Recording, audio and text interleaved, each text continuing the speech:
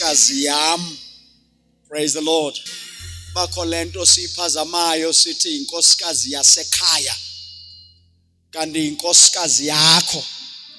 Ngokwelizwi leBhayibhile, iBhayibhile ithi umfazi indoda iyawushiya umamayo, ishiye noyise, emva koko inamathele kumkayo.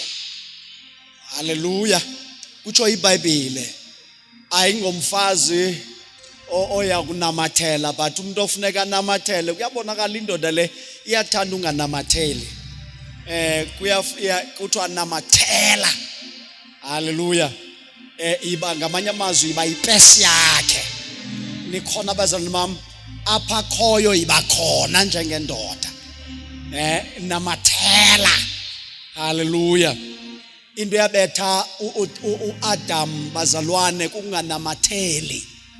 uAdam ingxaki yakhe zangathini kuEva, zanganamathele. Inyoka yafumana ithuba lokuba incokole nomka Adam. Ngenxa yoba uAdam wayenganamathelanga phaya emfazini, wayelibele ukuthuntuza apha esithubeni. Andiyazi uba yeyiphi le nto ingaka phaa emyezweni ukuba avesamke ixesha lingaka inyoka ithethe nomkakhe. Nikhona abazalwane bam, ngawuthi kwindoda etshatileyo uba uyazula kuzawuthethwa naye.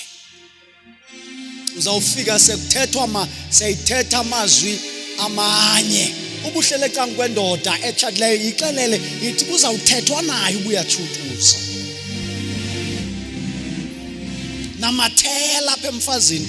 Ithi iBhayibhile njengoba andikangena apha ndisathetha namadoda ngoku, njengoba uAdam elibele ukuthuntuza, ithi yafika inyoka yancokola naye.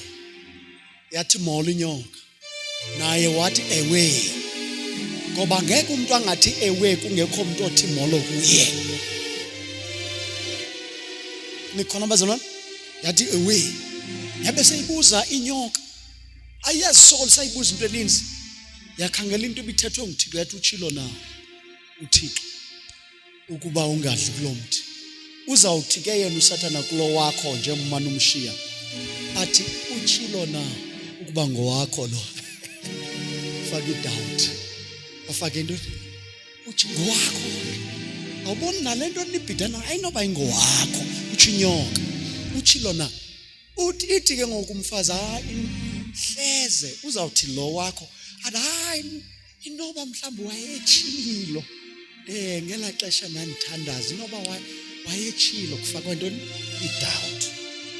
Emva koko inyoka imshiye, ingathi makadle but imshiye inyoka, but ishiye ntoni kuye? Idoubt. Ishiye ntoni? Inyoka ithi idla, but inyoka ishiya ntoni? I-doubt of doubting God. Abantu abawileyo esonweni bawiswe kukuba baye badawutha ubukho bukaThixo. Once ubudawuthe ubukho bukaThixo, ungayazi uba noba uwedwa uyazi uba uThixo nawe. Once you fail and doubt God, then uzawungena esonweni. Inyoka izuthi itya, but nguwe ozawuzithini? Ngoba uzawudawutha ubukho bukaThixo, uzawudawutha his word. Are you there in the book of 1 Corinthians chapter 5? Indwendwe siyazamkela, siyanibulisa abazalwane bethu ngelihle igama lenkosi uYesu. Masizibetheleni izandla indwendwe. Amen. Sizawungena ke kwesi scripture. Asizuzifunda eziziphanga sentla ivesi because asihambelanga kuzo. Cela kumuntu of ono NLT nesiXhosa unoncoko nesiXhosa esidala azawusifundela. Ngoba ndifuna nje ukufundisa kule 21 days uzawufundisa nje, andizukushumayela ndibile, ndizawufundisa nje undixolele undiqhele ndishumayela ume ngenyawo. Andizushumayela ubuthi namhlanje ume ngenyawo, but I want us to understand ubungozi bokuzinxulumanisa nomuntu ongakholwayo. Ukuthini? Nomuntu ongakholwa kuThixo wakho. Noba sohamba naye icawa, yenzeka uhambe naye icawa kodwa akakholwa kuThixo lo wakho. Nikhonza nonke nilapha but akakholwa. Because ukukholwa abazalwane ayikokuza ecaweni ungene ngalamnyango nje kuphela. Ayiyadlula ekungeneni eminyango. Kufanele lento igqobhoze ingene enhlizweni. Then wenze lento isenhlizweni. Na umbuzo ekufuneka kuba ubuyakholwa uzibuze wona, ngaba bonke abantu onohlangana nabo bangayivuma uyakholwa wena? Bangavuma nje ufika uthi hayi ndiyakholwa sikuse kwaba bantu owona nabo usibuze pha bangavuma xa wena uthi uyakholwa?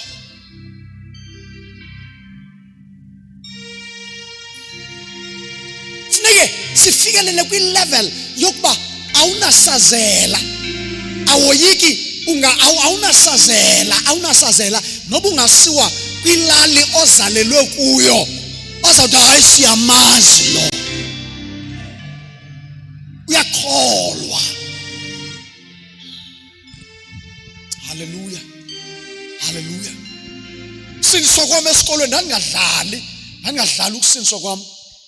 Ndiye phaa kulo maphili intombazana endadibana nayo phaya seyixhegwazana.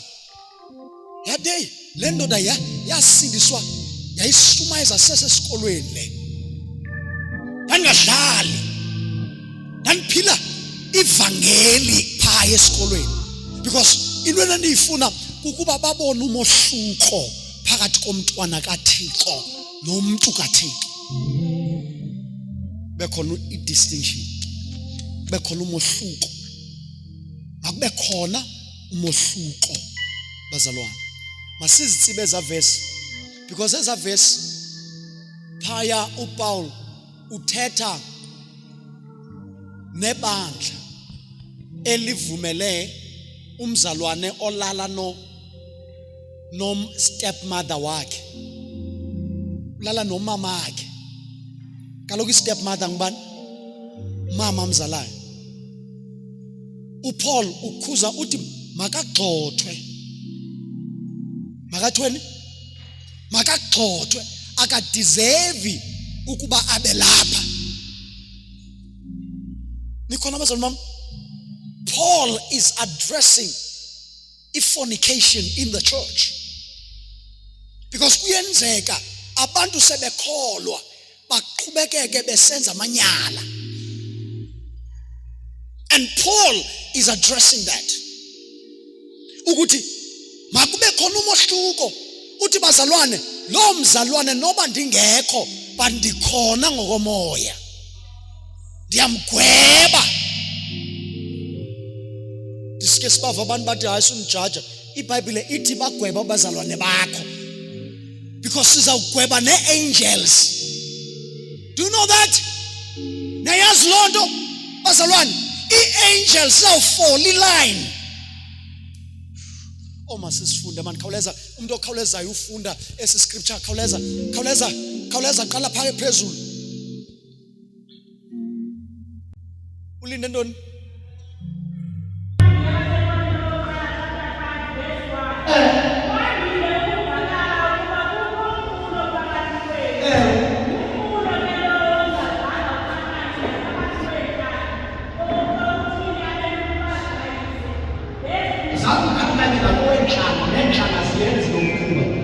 But wenziwa endlini kabani kaThixo. Nenhlamba pagans asiwenzi lo muntu. But wenziwa endlini kaThixo. Uthi ngokukhona uthi ngoba.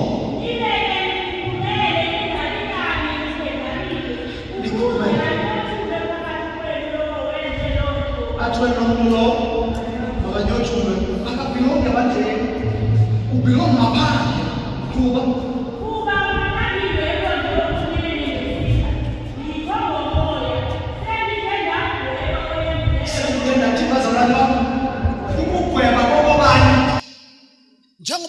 besithi uyandgweba, hey uright because umgwebo ngubani ofuneka agwebile abazalwane. Qhuba, funda uhleli phansi.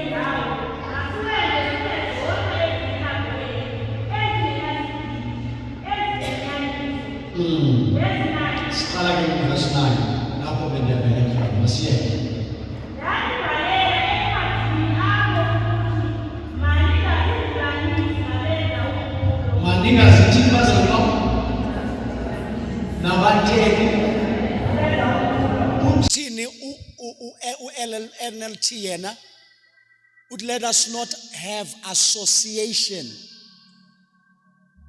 NLT ukhona umuntu ona LLT version verse 9 NLT ayikho iBhayibhile okanye mhlamba akayazi bang NLT ayikho iBhayibhile ethi association.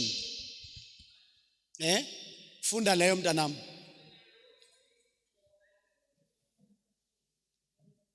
Okay, iza ngapha mbekeni phaya noba kweziyazi ngapha hlalise nonkosikazi wakhe pha kwela cala. Ncede. Praise the Lord. Ithini ifunda mntanami kwenzela ba everybody to hear.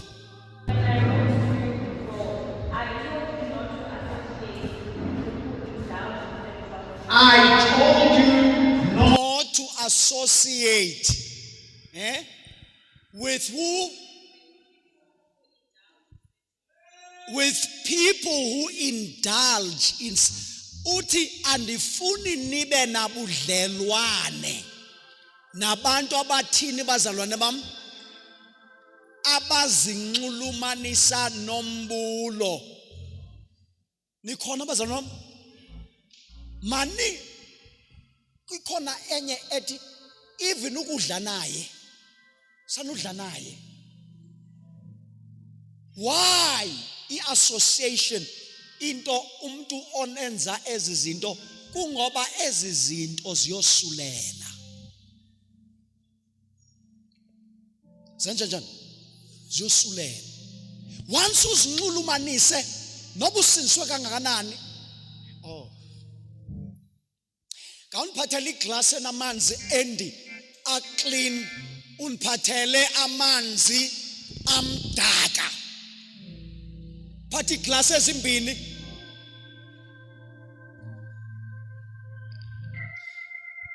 Once you associate yourself with abantu abanemikhuba nawe imikhubu nayo.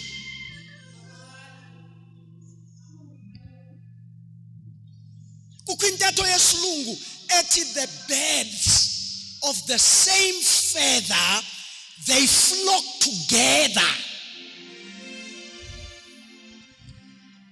Intaka ezintsiba zifanayo zenza njani bazalwane? Zihamba kunye. Uba us-associate nabantu abangenanyani uphetha nawe ungenanyani. If uhamba nabantu abatsibayo uphetha nawe utsiba. Ukhona amen. Ake noba ngangabikho nizanifundisa. Praise the Lord. Praise the Lord. Zanenza njani? Sanifundisa.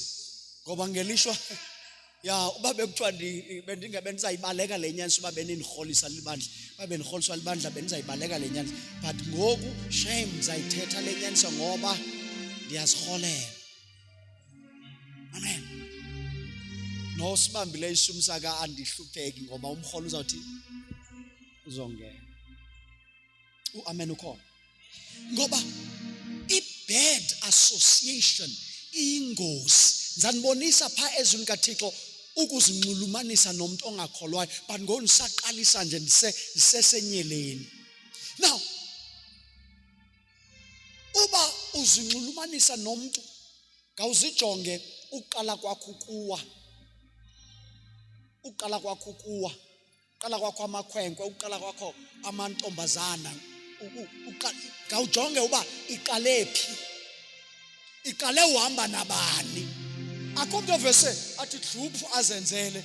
Ngoku yasasakhula wawuba nosisi abakuthethelayo uthethelwe nikhona abazalwane kuthiwe kukho ezinto kwakuthiwa zisi ngama chicken. Sisakhula kwakuthiwa ngama chicken.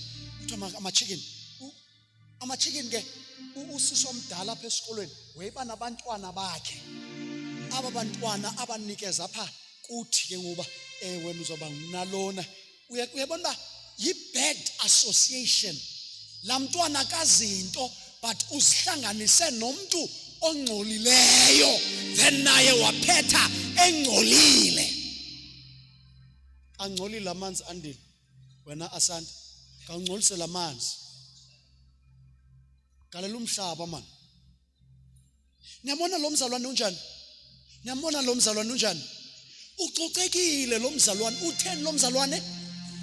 Ucocekile futhi ungcwele uyezulwini lo mzalwane. Praise the Lord. Uyezulwini lo mzalwane. Lo mzalwane uthetha izilwimi lo mzalwane. Lo mzalwane ungenwe lilizwi likaThixo. Lo mzalwane unenhliziyo kaThixo. Kwaye lo mzalwane uThixo uyanqwala. Xa emile engqina lo mzalwane nezulu lima ngenyawo. Lingqinelane naye. Nezingelosi ziyangqina naye. Thatha lo mzalwane. Nenhliziyo enhle lo mzalwane. Uqala uThixo lo mzalwane. Isa sonele.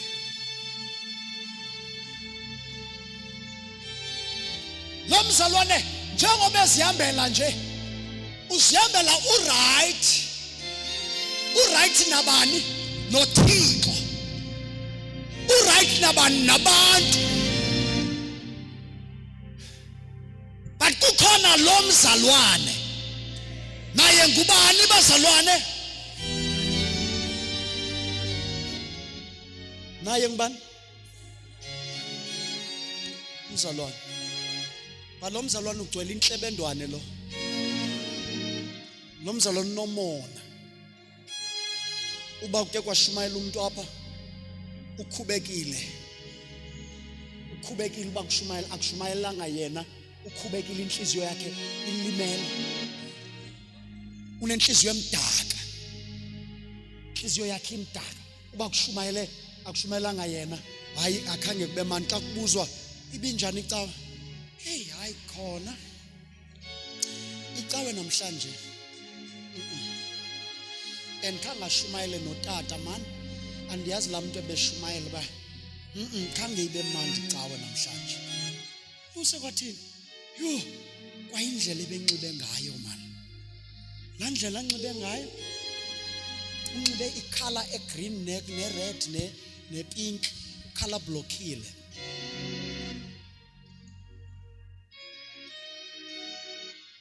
Akwazi ayikho color blocking na? Aniyazi color blocking? Khona color blocking.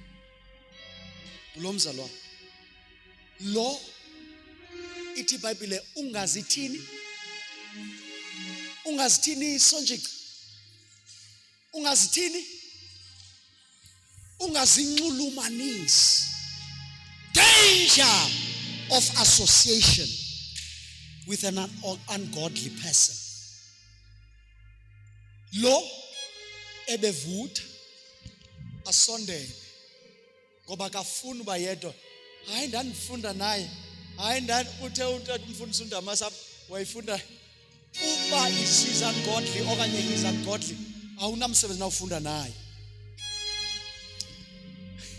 Aqala sondele abulise molo mzalwane. Molo mzalwane. Ewe mzalwane wami. Naye uzawuphendula molo mzalwane wami. Athi inkosi indigcinile. Inkosi indigcinile. Ewe indigcinile nam. Nam indigcinile. Bonke aba bantu bathetha intwenye. Glory to Jesus. Uamen usekhona ebandleni. Bobabini aba bantu bathetha intwenye. Bathetha ngokugcinwa. But inhliziyo asifani inhliziyo zabo.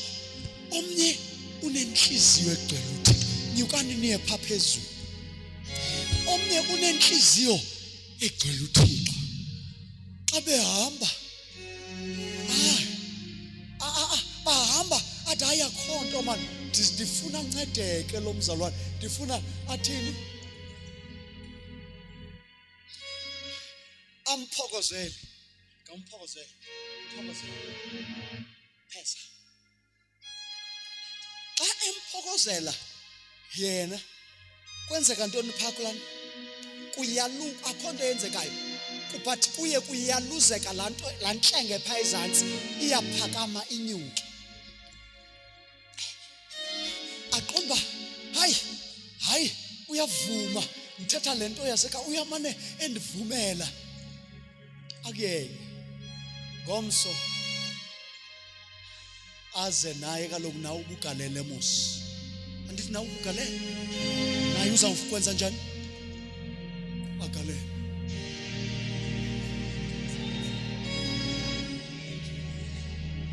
Akagalelanga nakakhulu bathi nje uthe but kwenzekani kuye lo? Kwenzekeni lo? Ngokukhawuleza kwatshintsha ubuyena bakuye. Praise the name of the Lord. Uba bekukhona owesithathu ebehlobene naye uzayophozela kuye konakale ibandla lonke. That is why the Bible says masingadli nokudla nabantu abangaphili kakuhle. Uthi Paul awumphinde manje.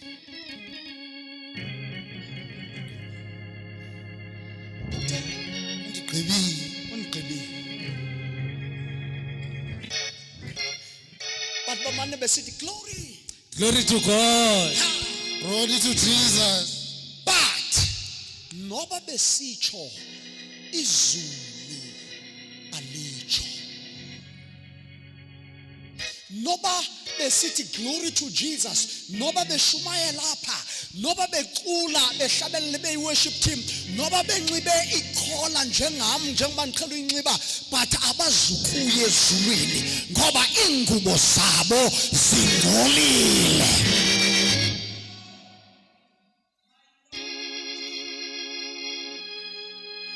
Umzalwane onendaba wenza njani? Uyambaleka. Uyamazana? Ulula ke indlela yokumgqiba umuntu onendaba. Cela lento uyithethayo ngalo mzalwane sive sesiyoyigqibezela pha kuye man. Ngiyacela nje siyoyithini pha. Ngakuyonibalisela man ekhona lo mzalwane. Ngawuyonithini lo mzalwane? Ngawuniba unje kuze man ngamasihambe man. Masihambe siye pha kuye. Ngawukuyibeke apha ekhona lo mzalwane. Sozaphinde. But xa uzothi nyani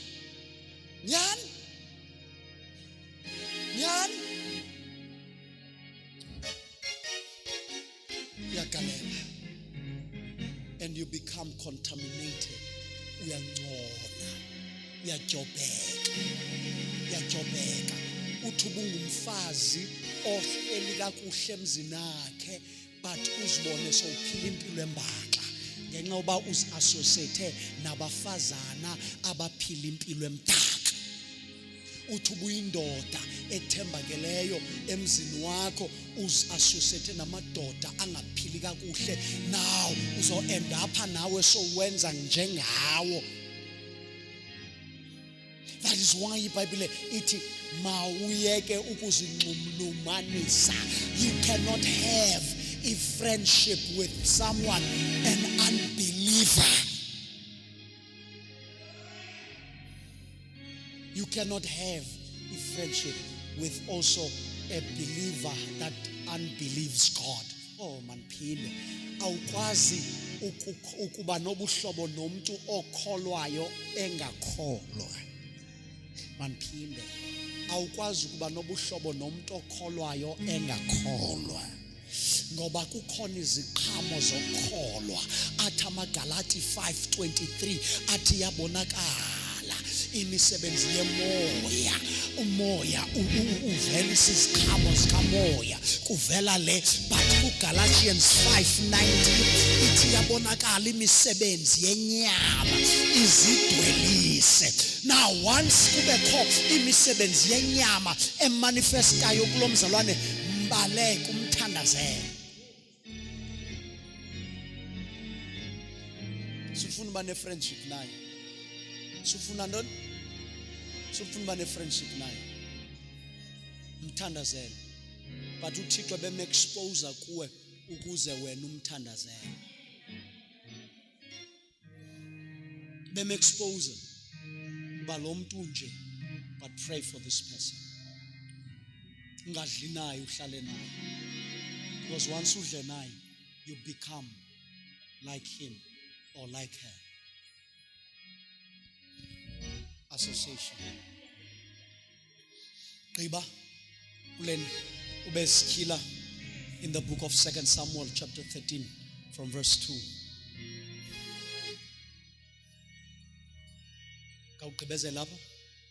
Gqibezela?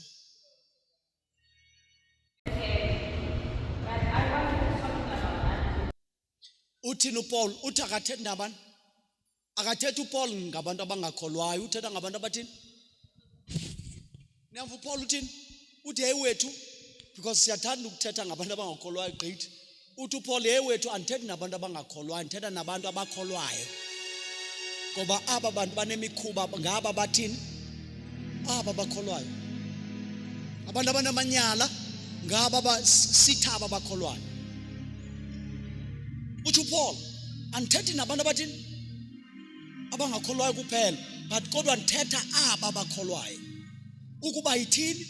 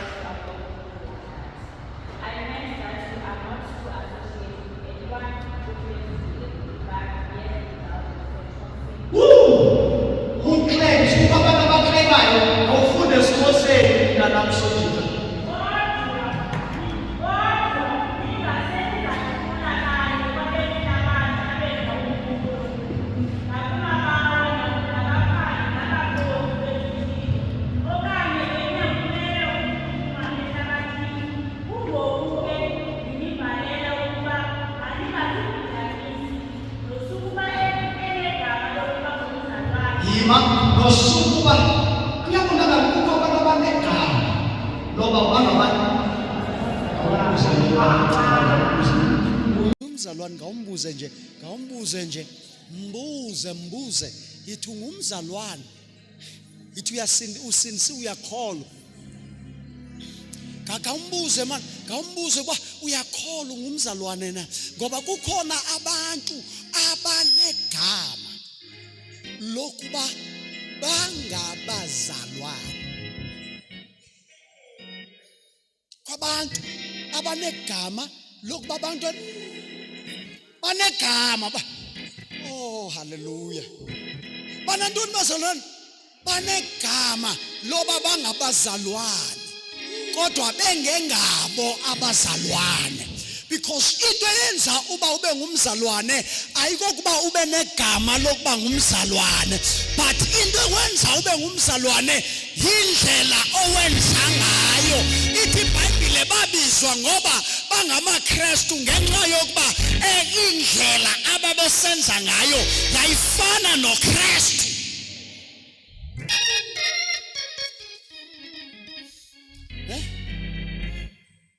Babizwa ngoba bangabazalwane ngenxa yehambo yabo, because ihambo yabo yayikhombisa ukuba ngumzalwane.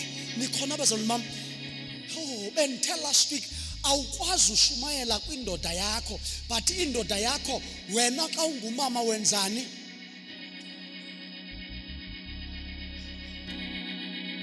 Indoda iqonda uba ye man, ndiyayifuna le nto yalo mfazi, le nto yalo mfazi iphilile, le nto yalo mfazi inamandla, le nto ndifuna le nto yakhe lo mntu noba sendimngxolisa lo mntu akaqumbi lo mntu lona. Usuka hambe umve seyihlabelela ingoma yakhe ecuzukisa uThixo. Lo mntu uthi noba sendimngxolisa akasoze aphendule utyatyiwe, uyathoba athobe andilinde ndihle igwebu lo mntu lona, ndihle igwebu ndiyindoda. Abe seyi-adresa ke kakuhle athi tata kodwa bendingonanga phaya kodwa ndilicelile uxolo bekunje kanje. Atsho sehle akaphenduli mani. Ugwebu luyehla emntwini ongutata abe seyithetha naye xa lehlile. Haleluya. Khawumqwethe mani umuntu ongumama uthi makube njalo, makube njalo. Thetha izwi. Hayi ndithetha izwi, andicengi ndolala phi emntwini. Thetha ntoni bazalwane? Thetha izwi, uthobeke. Indoda yakho iqonda uba ndiyayifuna le nto mani yalo mama. Ithi iBhayibhile kukho omnye umzalwane ongumama, lo mama zangashumayele endodeni yakhe, yayibuya ngo-10 inxile ishushu, seyiziswa ngabahlobo. Ekuseni xa ivuka ndihlambile, nxityiswe ipijama, yangayiqondi le nto uba ndihlanjiwe, ndanxityiswa ipijama. Bendifike nini apha endlini? Ayizazi nokuba ifike nini apha endlini. Qho lo mama afike eshushu, imkhulule, imtyise, ingathi naku ukutya kwakho phaa eovenini. Ukutya kwakho uphi? Se-ovenini. Ukutya kwakho uphi? Ungakuthatha phaa eovenini ukutya kwakho, ungakuthatha phaa. No. Yenza le nto ngenye imini le ndoda yathi no madoda, kukhona into endingayiqondiyo mani eyenzekayo phaa kwam. Kandiphinde nindiqhube ngekiriva, but namhlanje andifuni unxila namhlanje, but ndiqhube ndibe ngathi nditheni nxilile. Wayiqhuba lo mama, wangena naye endlini, waqhuba, wenza laa nto ebeqhela uyenza, wamkhulula, wamtyisa, wamhlamba, wamngenisa epijameni zakhe, wambeka ebhedini walala. Ekuseni wathi mfazi, khawundiayinele isuti yam phaa, khawundiayinele ntoni isuti yam, ndifuna uya kule ndawo, kule cawe yakho.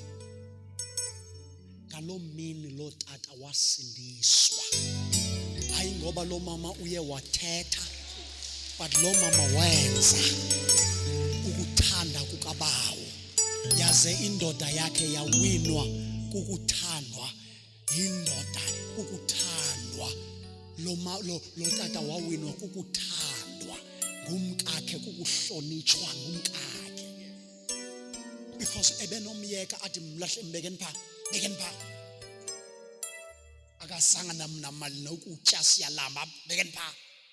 But wenza sure lo mama ukuba ndimbeka enxile njalo, wawineka.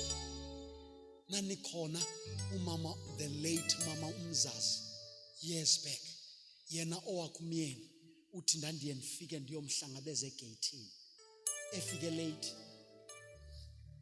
ahamba umhlangabeza egeyithini, abesecela tata ndicela ungena apha emotweni, angene naye, angene apha emotweni, angene umyeni awumisa phambi kwendlu, qho awumvulela igate njengoba efuna uvulelwa ngabantwana, aqonda uba ndifuna mna, abeseyicela uba xa igqiba uvula angene apha phakathi emotweni, abeseyisiya. Ngoku ufike late, akafikanga ixesha, akabuza uba kutheni wafika ngelo, kwenzeka ntoni. Uzama ukuwina le ndoda, umodela ubuKristu, umodela the character of Christ, umodela the character of Christ, the character of Christ. Ningathi senikholwa ke nina madoda, nifike late nina Damas,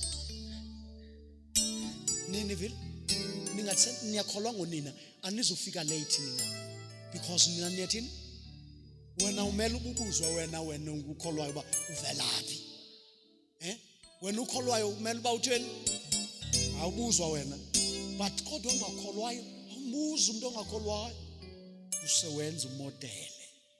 Haleluya. Ithi ke ngoku iBhayibhile kukho abantu abazibiza ngoba bangabazalwane bengangabo abazalwane, kuthiwa suzinxulumana. Akuthethwa ngabantu abangasindiswanga only pha ngaphandle, kuthiwa nalapha enkonzweni.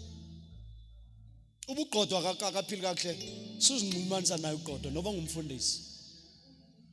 Ithi sutya, nivile abazalwane bam, ithi suthini, khange nive niBhayibhile itshiwo ithini, funda esilungwini. Don't even eat with such people. Njengoba ukuthanda kangaka ukutya kwawo, nangoku ufastwe uyarhwamza. Yazi kwa abarhwamzayo ngoku ufastwe sutya. Now, 2 Samuel chapter 13 verse ndilindani sizawushumayela sonke, because ngoku bayabenza nabazalwane bayathi naba bayafana ngoku. Lo ebe right ngoku seyinjani naye, udyobhekile umoshakele. Haleluya. Ujojwe ngintoni? Ujojwe nguSathane. Yintoni emjobhileyo? Yi-association. Ujojwe intoni bazalwane? Yi-association, ukuzinxulumanisa. Uzaba nensindiso ewoko ngoba uzinxulumanisa nabantu abawoko. Yabona uzinxulumanisa nabazalwane aba-weak, yababona nje abazalwane badla iwine abazalwane. Xa niphumile abazalwane badla ntoni? Badla iwine. Nawe uyayidla iwine. Xa uhamba nabantu abadla iwine nawe wenza ntoni? Udla iwine. And xa benabantu nawe unantoni? Automatically ayizukhangela, ayixoxi nawe unoba nomntu, because indlela enihamba ngayo. Bazalwane, xa ungena ngendlela engeyiyo emtshatweni, bazalwane abasebancinci abasazawutshata, mamelani bantwana bam, ukusindiswa, iBhayibhile ithi iBhayibhile masiyeke uba equally yoked with unbelievers. Equally yoked, that means singabikho, masiyeke uba nobudlelwane nabantu abangakholwayo. Sukuthi ukholwa uyotshata umuntu ongakholwayo, because ukuba wenze njalo usenowina wena, phethe wena udla ijiki. Uright xa usindiswe ningakholwa, nikholwe. But ukuba uke wachata, irare into yofumanisa uba umuntu asindiswe umtshate engasinswa. It's rare. But inhlali senzeka ukuthi ungena esinsiwe ungasinswanga engasinswanga ni end up nawe so ungasinswanga nawe nifana because akazuziyeka indlela zakhe. Umuntu ongakholwayo akazuziyeka ntoni bazali mama? Uza kuchata khona uba ungunomsa, uza kuchata khona ubonisi no okanye ululeka. Yes, bangaba ninzi. Uza kuchata ekhona ululeka bonisile ukhona nawe uza kuchata. But wena uchatelwa nje ukugcina umzi, ngugcina umzi wena unkosikazi wekhaya. But uza kuqhubeka noluleka aqhubeke nabani nobonisile. And awuzuzondifundekela ubunililela apha mna uthi hayi ndingimanilale mangalali, hayi tata ngawuthandaza ndingalala ebusuku, hayi nami ndiyafuna ulala ebusuku, mandivuswe ngezinto ezibalulekileyo ebusuku. Nami ndiyafuna uthini? Hayi angakhathazeka nalamfazi, hayi ndivuselwa lo mntana uye wangena nomzalo nomuntu ongakholwayo, ngoku ndivusela uba mandimthandazele uye lo muntu akabuyanga ngoba akazubuya because uqhelile ukulala ngaphandle. Ukutheni ukulala ngaphandle? Hayibo usekhona amen. Hayi noba ungangabikho abantu abantsha. Hallelujah. Awukwazi uyitshintsha isimo somuntu. Awungeke umtshintshe umuntu utshintshwa nguThixo. That is why kufuneka xa usenza izinto uzenze ngobuthixo bukaThixo. Hallelujah. Nikhona bazalwane mama? Hallelujah. Hayi nizamlungisa. Hayi kukho lonto ethi nizamlungisa. Zamthini? Hayi nizamlungisa. Uzaba right. Hey. But umuntu ozawuthandaza okokoko ngubani? Uwe. Noba ungaqhelanga uthandaza njengoba udlwamza ngoku uzawuthandaza nyani nje. Uzawuthandaza. Wrong association. Because the association, it starts from friendship, marriage. Nikhona bazalwane mama? Association. Yemfazi ndinayo friend nasani? Anayo lento kuthiwa friend mina. Anayo into. Ayami impilo. It is home. It is work, church. It's home, work, church, home, work, church, home, work, church, home. Lamfazi ipesi yami, ndimfaka pepe ipesi yami. Unonca. Ilento kuthiwa into. Ufana nomzalwane onimeme ebandleni lakhe athi ulungiselela mina ndoda uyagula ndikwa lapho. Funeke mina xa inimeme nabantu nonkosikazi wami. Xa ndisiya phaya ndiya nabani nonkosikazi wami. Umuntu ozaniphathela izinto ngubani? Ngulomfazi. Noba nayi PA yena njengomfazi funeka abe lapha ecankwami. Nikhona bazalwane? Funeka abe yitasi yami. Noba ethanda noba akathandi ndizamgqagqamisa kwa yena because funeka ebe intoni yami? Yes. Ipesi. Kani yenza i-risk lena. Mfundisi uDamasa nabanye abefundisi. Ningayenza i-risk yohamba niyoshumayela ezintenteni nihamba nodwa. Nawubuya senithetha ilanguage engeyiyo. Praise the Lord. Yabuya so uncoma usister bani ba hey uyahlabelela kancinci noba kuyatyiwa hey uyahlabelela usister bani hey uyahlabelela.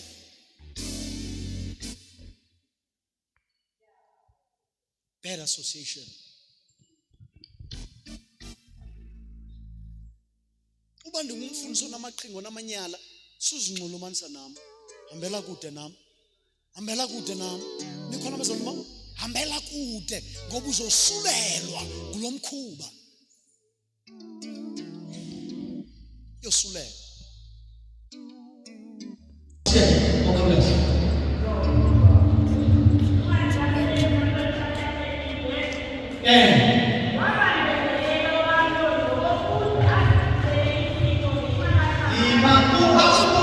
Wabandezeleka wade wazehlisela isifo ngenxa yodade wabo uTamara, usister wakhe, wagula, wazigulisa. Ithi iBhayibhile wazigulisa ngoba urhalela usister wakhe, wazigulisa, wazenza ingathi uyagula engaguli.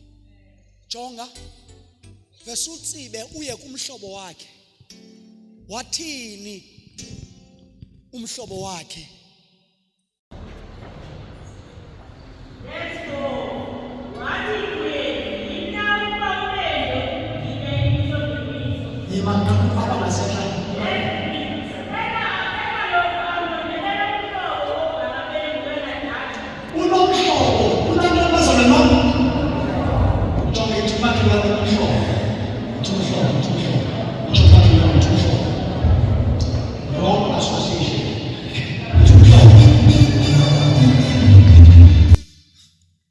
Yabazalwane, ungathi ungumama otshatileyo ube nomhlobo, ube nefriend engatshatanga,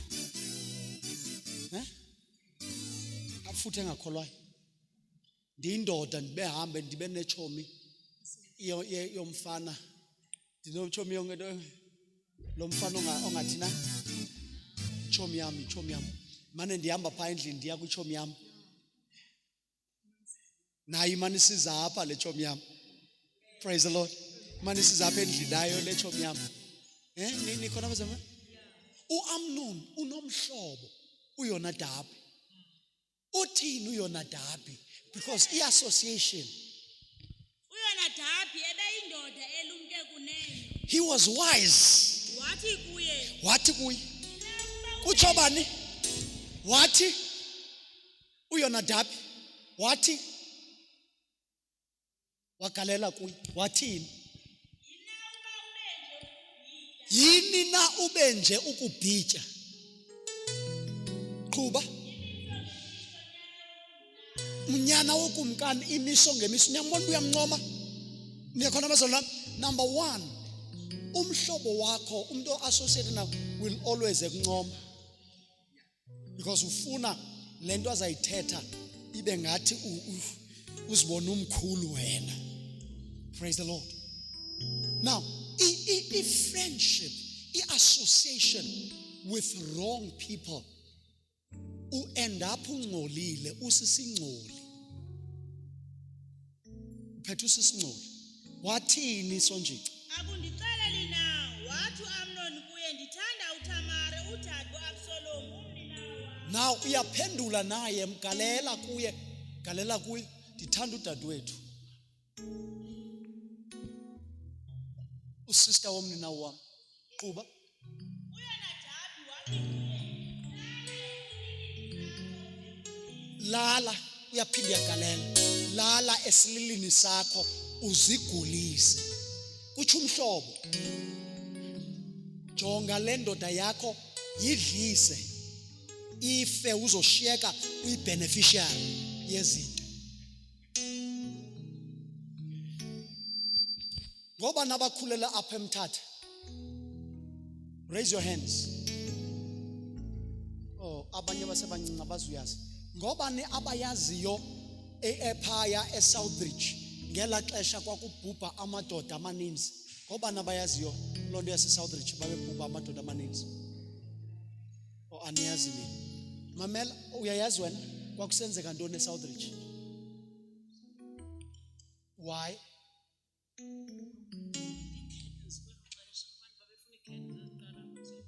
Babefuna curtains abanye. Kwakukho i-association yabantu abangomama, umbutho wabantu abangomama. Emva koko bababulala amadoda wabo bashiyeke nemizi, then bathenge i-curtains ezinde. Amadoda abulalelwa nje just i-curtains nokushiyeka nemizi. Bad association. Because end up uligqwirha ubuhamba namagqwirha, end up ungcolile ubuhamba nabantu abangcolileyo, end up unamanyala uhamba nabantu abanamanyala. Bad association. Kufuneke nomuntu othandaza naye ebandleni mjonge, mkhangele kumoya. Uba lo mzalwane ukuyona indlela. Kwabantu abacula bathi sikuyo indlela yelizwe lo ikhaya labantu bahle inyenywe sikuyo indlela yelizwe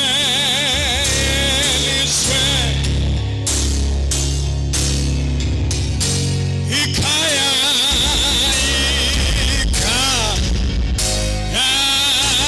labantu bahleli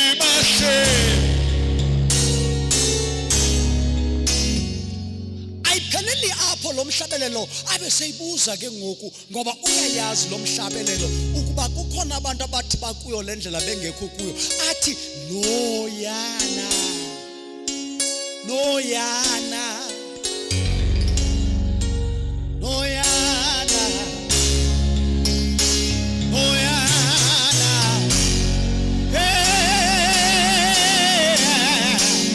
kawuye phamfana wa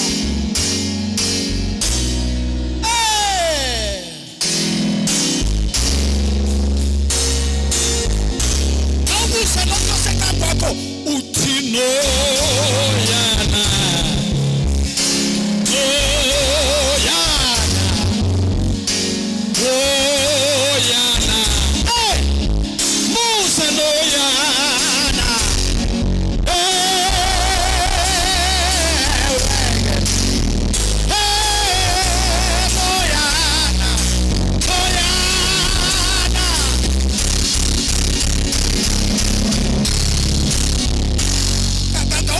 personalize ke ngoku ngawuyipersonalize ungathi noyana ithi hoyana usumbuzo hoyana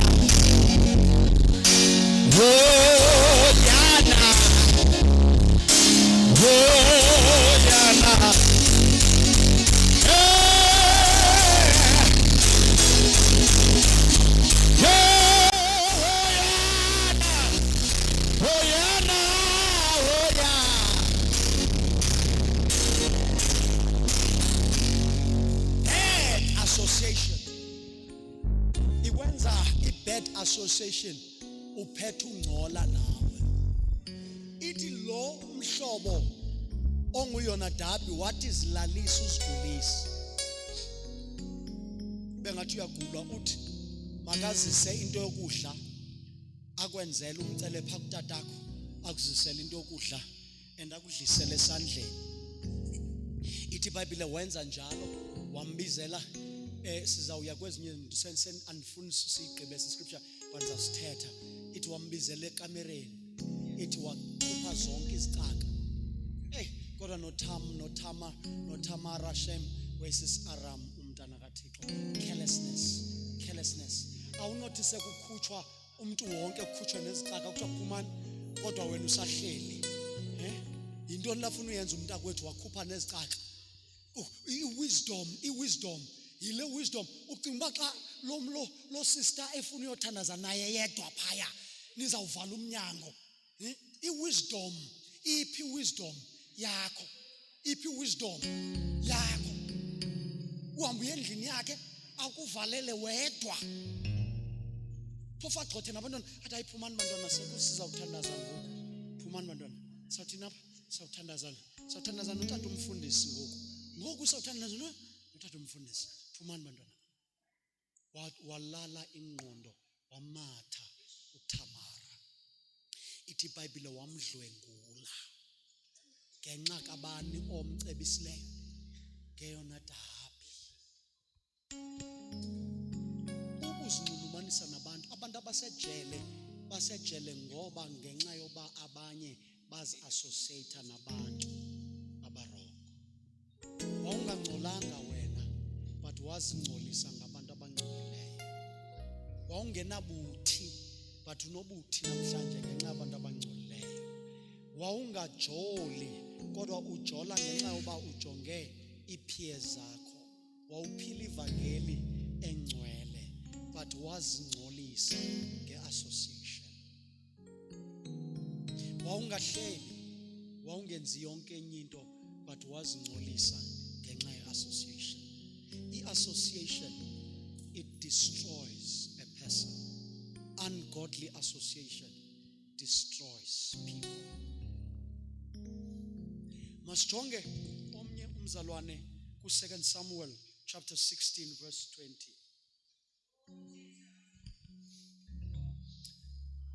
Niyamazi bazalwane, ithi iBhayibhile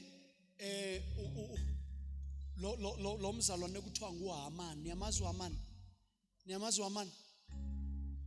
Wayezeke isityhefu somfazi uHaman. Nikhona bazalwane? uHaman wayezeke ntoni? Isityhefu somfazi uHaman. Nizasibona esinye isityhefu somfazi esasizekwe nguAhabi, ngizawuthetha nangaso, but manithethe ngesi sityhefu salomfazi wayezekwe nguHaman. uHaman ufika ncohole kumfazi wakhe athi, "Hey, ndenziwe mkhulu phaya, ndenziwe mkhulu ukumkani nonkosikazi wakhe bathe mandiyotya." Abe sesithi uHaman, "But hayi, ingxaki yam qha nguMordekhai lo, akafuni uqubutha apha kum ngoba engumJuda." Athi lo mfazi, "Jonga into mawuyenze, yakha igilotini, yakha into yokubulala lo mxhomo, yakha apha endlini, apha emva kwendlu." Ithi wayakha uHaman, kanti akazi uba laa nto yakhayo uyakhela yena. Laa mfazi wakhela isigu yena. Now ngengomso waphinda wawutya, wamandelwa, wakhukhumala, wathi hayi, into yam iyalunga. Wathi makubhalwe idecree. Kwabhalwa idecree, wonke umuntu uzawubulawa, umuntu okuthiwa ngumJuda. Yabhalwa idecree, ecetyiswa ngulo mfazi, yabhalwa idecree, kodwa uzawubulawa umuntu ongumJuda. But ngenye imini ukumkani watyhila incwadi, moshakathala masaya, watyhila incwadi. Wathi wake wenzelwa ntoni umuntu onje owake wanceda ukumkani, ngoba incwadi zisazawutyhilwa. Nakulo nyaka izinto ezintle ozenzileyo zizawutyhilwa. uThixo akubuyekeze ngezinto ezinhle owenze zona. Ezinye wazenza abantu abanabinambulelo, kodwa ngulo nyaka ngunyaka wokuba uThixo atyhile incwadi akwenzela into enhle. Ithi ke ngoku kwaenda pha xa ebuya elayishe uMordekhai esithi wenjwenjwe, wabuyoxelela, wathi umfazi, "Ubucinga ntoni?"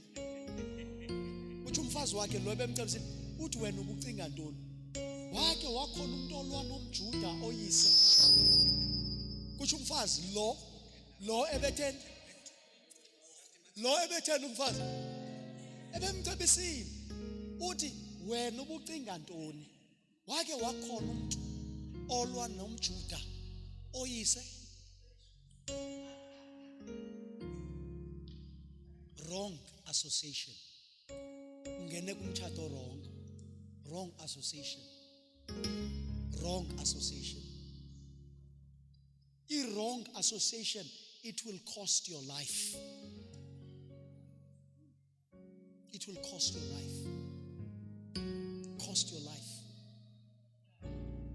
Cost your life. Cost izinto uThixo bese kunike zona. It will cost you. Wrong association.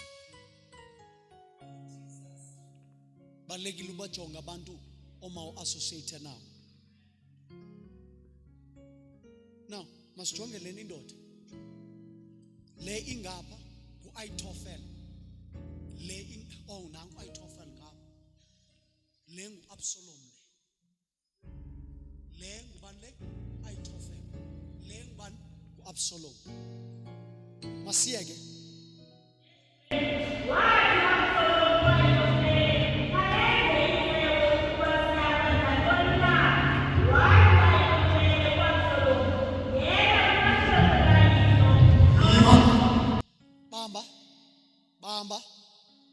hamba. U-Absalom ngunyana kaDavide. Ngunyana kabani?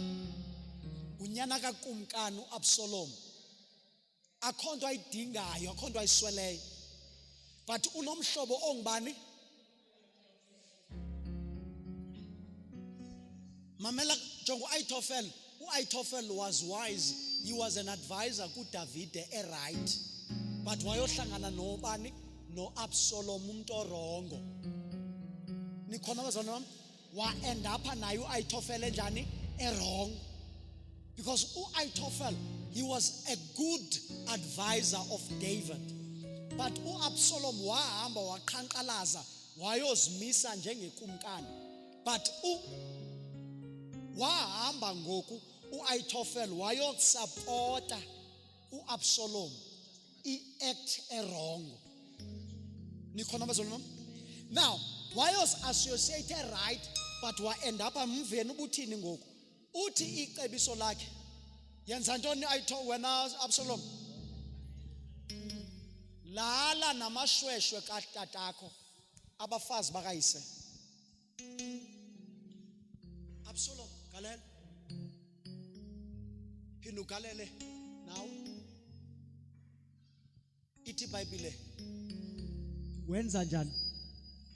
Walala nomama bakhe. Ilanga lihlaba umhlaba phezu kwendlu abantu bebukele. Wrong association. Ukuzinxulumanisa nabantu abarongo. Uzawuthi uyindoda right ube indoda erongo.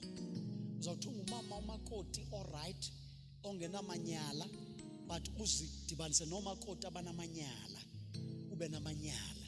Uzawuthi umama alright ongathakathiyo uzidibanise nabantu abathakathayo end up na uthakatha. Uzazidibanisa nabantu abahlebayo ebandleni abahleba ibandla lakho nawe u-end up uhleba and awuzumbona uThixo. Ezulwini naye ezulwini ngena ngobungcwele. Ezulwini ngena ngobungcwele. Kuthiwa phaka kwi-Revelations kuthiwa amasela, amanxila, amaxoki, bonke abo bantu nezinja zingaphandle. Singaphandle. Akungenwa nje ezulwini. But siqhawule because ndileka kwenye indoda. Ithi iBhayibhile u-Absalom uyabona berae wa-end up elala nomama bakhe ilanga lihlaba umhlaba. Uzothi ngelixesha indoda iye emsebenzini ube busy. Ngelixesha umfazi angekhoyo ube busy. Ngelixesha abazalwana bengekhoyo ube busy. Njengoba ushiyeke nomzi nemission ube busy and ngcolise umzi kaThixo. Because wrong association. Abantu abaninzi abangene kwezinto ze-drugs nentoni abafana baqale bane wrong association.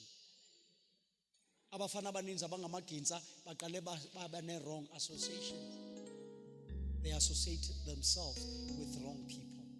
Bebenenhliziyo right. Bingabantu aba-right abanenhliziyo right. But they associate themselves with wrong people. Once you associate yourself with wrong people, you end up nawe unjalo.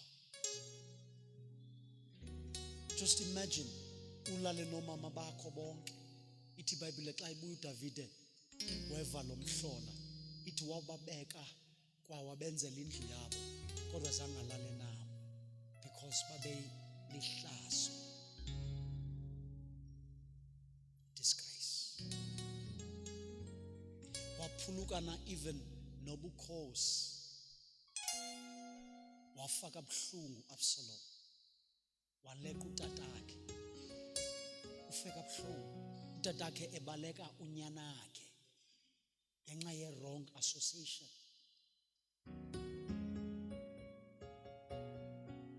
Wafaka buhlungu.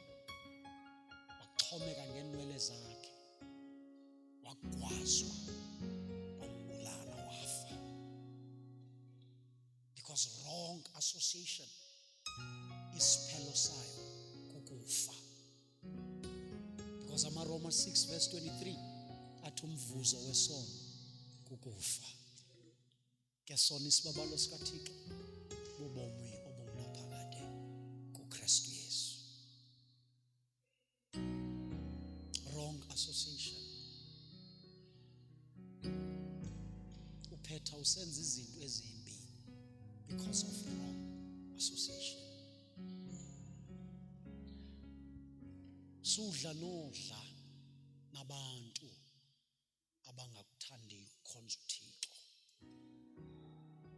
Because nawe uzo-end up thanda kungenzi kakuhle.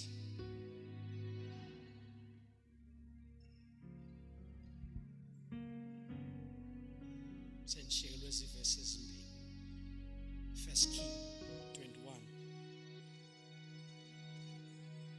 Asijonge esinye indoda eyabhatyazayo.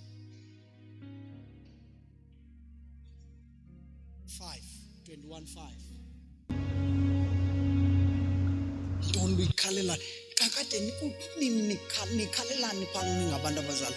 Nikhalelani? Wrong association. Once umuntu angayazi uba kukhalelwani, ithetha ukuthi lo muntu ayingowalapha. Because lento iyakhalisa noba uyindoda lento ugxize inyembezi nemikhwinya lento le inamandla lento. Nethi kungene lento igqizisa imifinya ungabi nalo nexhala lomkakho uba uzawubona ugqiza imikhwinya le into ngoba lento xa ikungene iyavakala le. Awuzenzisi kulena awuethi nethi kungene iyakudla lento le iyakudla ikudle uziva inyembezi zishushu zisehla ngoba lento inamandla xa uhleli nomzalwane ophila lempilo uziva khona into eshukuma yapha kuwe xa uthetha naye khona izinto ezivakalayo khona unxulumano kunjengoMaria noElizabeth baba ne-association enhle enamandla.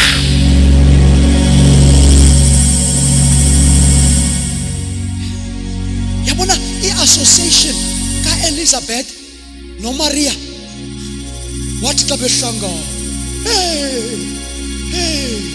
kanibeka nezo zinto nizazibeka napho phansi xa behlangana ebulisa ithi iBhayibhile kwakho into eqhubayo kwakho uma yandala basakha ndeyala masuya limasuya khathaya masikhatha ngoba khona into eba eshukumayo. Funeke xa usuka kumzalwane wakho uphume kukhona into manje ethi maya kasuya maya. Ungaphumi kumzalwane womile khahla usiva uba hey ndiphuma ndiyasindeka kulo mntu but phuma man xa uphuma emntwini ogcwele uThixo usithi yema hasuya khathaya.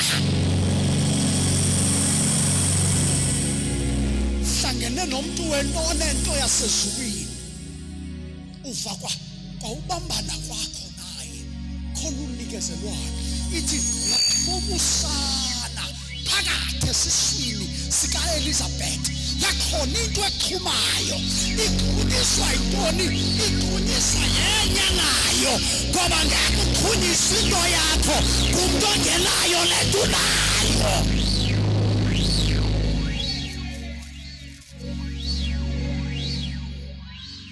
Ngoba umuntu ongenayo le nto unayo ubulala le unayo. Abafazi ababenabantwana bobabini omnye umntwana wafa likhona abazalwane omnye waphila umntwana. Ithi iBhayibhile lo ophilayo umntwana lo ofele umntwana wathatha lo ona mntwana wathatha lo fileyo wamzisa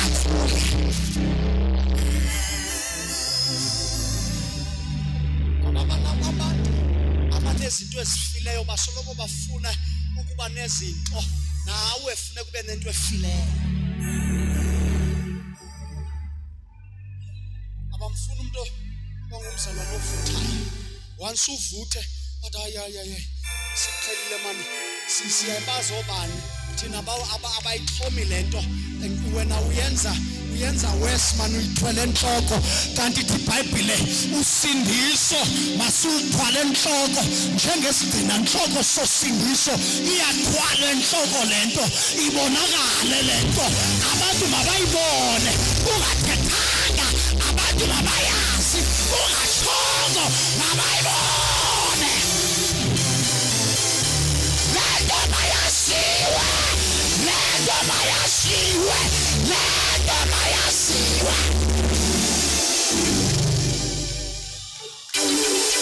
bayasiwe lento mayibonakale lento mayibekhona into eyenzekayo mayibekhona into enyazayo kubantu ohlangana nazo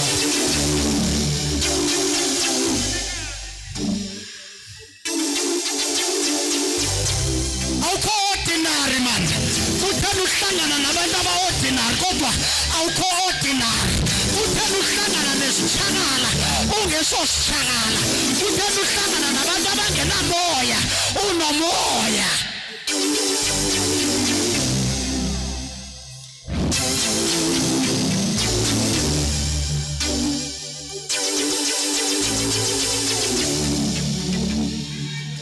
ungumntu kamoya wena suzidibanisa nabantu abangenamoya ungumntu wasezulwini wena suzidibanisa nabantu abangekuba sezulwini hlangana nabantu abanalento nayo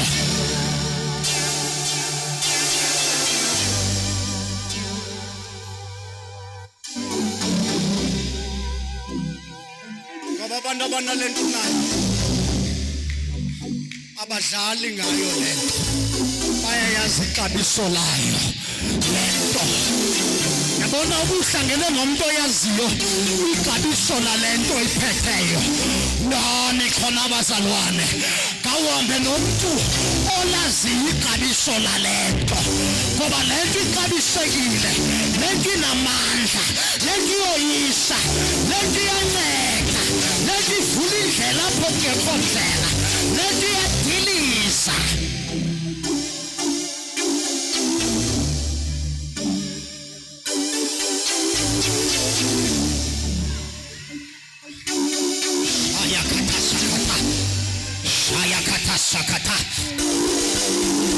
Shayakata sakata ayaya ngoba lento iyafana xa iseyikhona